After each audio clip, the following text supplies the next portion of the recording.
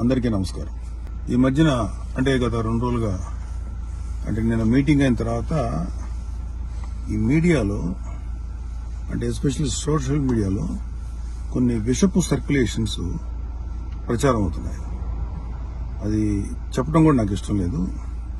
ఎవరైనా సరే అలాంటి విషపు సర్క్యులేషన్స్ కనుక ప్రచారంలో తీసుకొస్తే అది చాలా తప్పు. ఎందుకంటే అది జనసేన, బీజేపీ, టీడీపీ కూటమి యొక్క స్పిరిట్ కి అది చాలా తప్పుడు సంకేతాలు ఇస్తుంది. అది ఎవరు చేసినా సరే దయచేసి గుర్తుపెట్టుకోండి. అది ఎవరు చేసినా దాన్ని బ్యాక్ వెళ్లి సోర్స్ ఏంటో పట్టుకుని తగిన విధంగా మీకు బుద్ధి చెప్పాల్సి ఉంటుంది. ఇది చాలా కష్టపడి పవన్ కళ్యాణ్ గారు, చంద్రబాబు నాయుడు గారు, అటు పక్కన మోడీ గారు, ఇటు పక్కన పురంధరేశ్వరి గారు బీజేపీ నుంచి కష్టపడి తయారు చేసిన ఒక అద్భుతమైనటువంటి కూటమి. ఈ కూటమి స్పిరిట్ కి ఎవరైనా సరే ఎఫెక్ట్ అయ్యేలాగా రాతలు రాస్తే మాత్రం చాలా తీవ్రమైనటువంటి చర్యలు తీసుకోవాల్సి ఉంటుంది.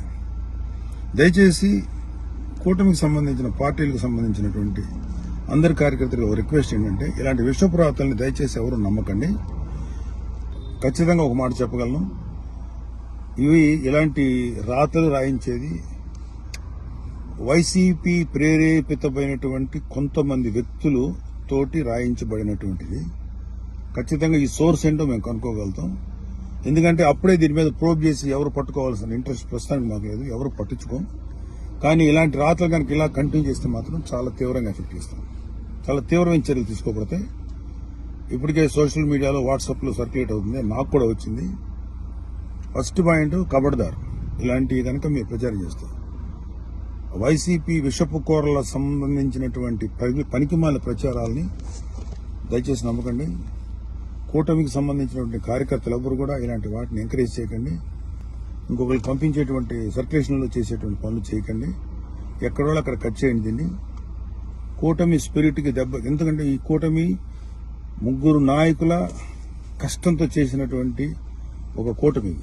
ఇది ఏ ఒక్కరి శ్రమ కూడా వృధా అయిపోయినా ఇది ఎవరైతే ఇట్లాంటి మాటలు ప్రచారం చేస్తారో వాళ్ళ మీద చాలా తీవ్రమైన చర్య తీసుకుంటారు.